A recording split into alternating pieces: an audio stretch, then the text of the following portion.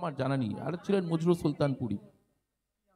আমি আর নৈহাটির কিশোর কুমার যদি বলতে যাই, দীপেশ দা কি না করে না বলুন, সঞ্চালনা করছে, গান গাইছে, অভিনয় করছে। আমি যেখানে মানে সব অ্যাসপেক্টে মানে নৈহাটিতে দীপেশ দা নীলেশ দা, আমি তো খুব ছোটবেলা থেকে এদের চিনি, কলেজ আমল থেকে। এরা ভীষণ মানে সবাই আনন্দ করে থাকেন, সকলে ভীষণ ভালো সোশ্যাল ওয়ার্কার। সবচেয়ে বড় কথা, দীপেশ দার পরিচয়, দীপেশ দা নিজে একজন খুব বড় সোশ্যাল ওয়ার্কার।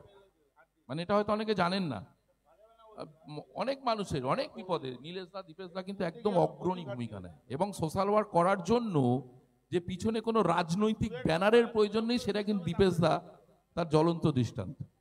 তো আমি এখানে ধৈর্যচ্যুতি ঘটাবো না, এত সুন্দর গান হচ্ছেন, ঠিক সেই সময় এরকম একটা ঠিক মানে সম্পূর্ণ একটা ব্যতিক্রমী বক্তব্য আমি এখানে দিচ্ছি না। আমি শুধু সবাইকে এই নৈহাটি মিউজিক লাভার্স অ্যাসোসিয়েশনের পাশে সবাই থাকবেন, আমি বিশ্বাস আর উত্তরোত্তর এদের শ্রীবৃদ্ধি হবে, এরা আরো বেশি মানুষের মধ্যে পরিচয় করবে। আমি দীপেশদাকে অনুরোধ করছি, এখানে বলছি দীপেশদা তোমরা যেটা করছো মিউজিক লাভার্সের পক্ষ থেকে, আমি জানি খুব ক্ষুদ্র ক্ষমতার মধ্যে তোমরা এটা করো।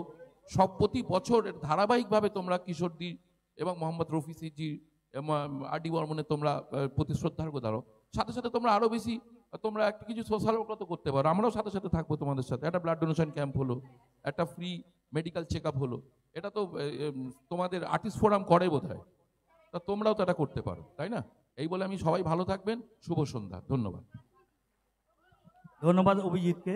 তো এই প্রস্তাবটা আমরা ভেবে দেখবো যখন দিয়েছে। হ্যাঁ, ঠিক আছে।